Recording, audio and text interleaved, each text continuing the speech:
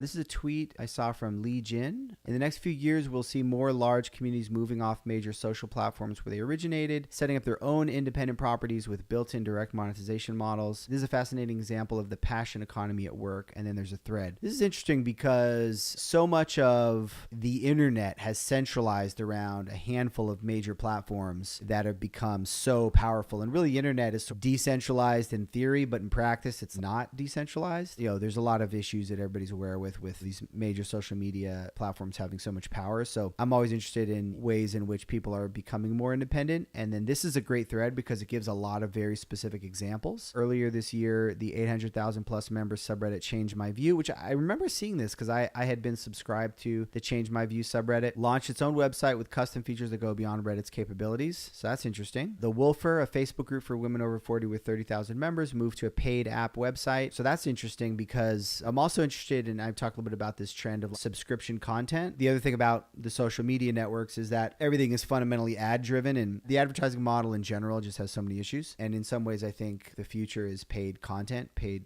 subscription stuff on so many different levels, and these are interesting examples of that. Another angle here is that if the social media networks make it easier to monetize like Patreon does, they could probably capture a lot of this movement. I notice YouTube has a lot of interesting features, like you can have a YouTube live stream where only paid members can comment. I had no idea those features were all baked into YouTube. It was kind of crazy. And then as a listener to a YouTube live stream, you can give to highlight your comments and things like that. It's pretty crazy, some of the features that exist. Yeah, so there's an increasing number of examples that are proving this model of paid content, sort of changing that norm that we accept content to be free. I was looking at some New York Times articles the other day, and the articles are behind a paywall. And part of me is like, I just said it, like I think paid content is the future. I see a lot of value in it. But the other side of my brain is so used to content being free that I'm like so frustrated. I'm like, I just want to read that New York Times article. I'm opening it up in an incognito window, and I'm like, just let me read the article. I want to read the article.